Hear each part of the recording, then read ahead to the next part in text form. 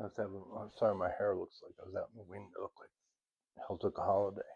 Anyway, I apologize for that. A little crazy looking. But anyway, I want to talk a little bit about the idea of what if what we know about our creation, about our divinity, about ourselves, about our connection to the divine is somehow wrong.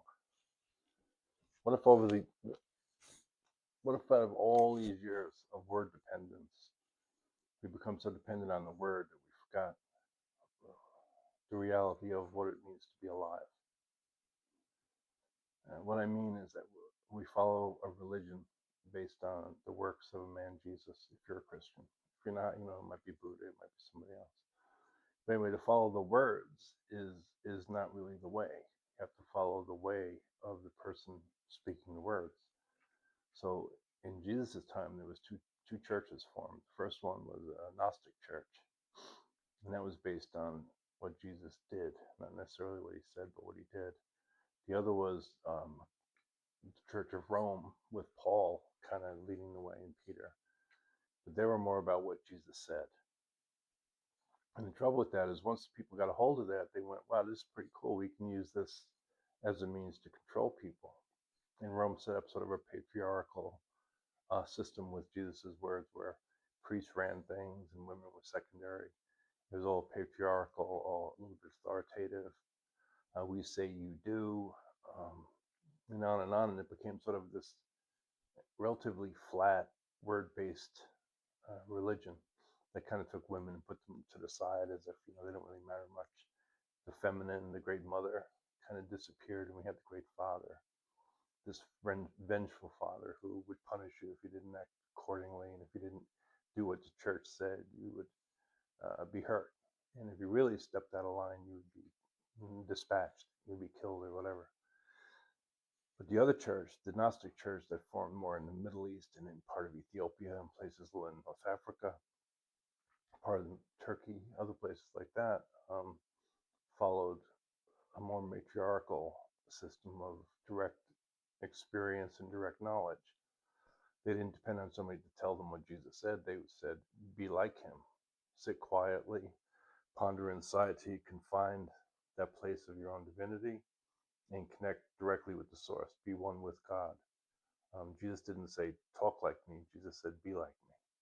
He didn't say, walk like me. He said, do exactly what I do. Be like I am, and you'll find your connection to your divinity, to God, to your creator.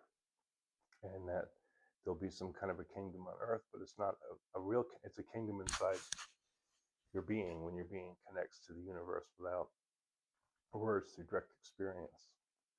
So, 25, 20, 600 years later, we follow a church that still talks us to death over what we're supposed to do.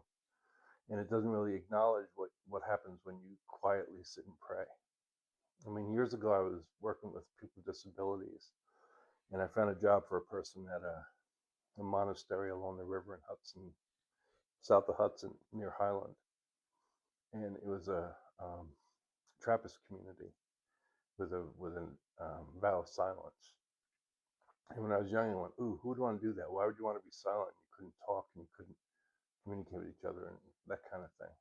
And the person I had working there, it was hard to get them to really buy into that, but eventually they kind of did, and they remained quiet.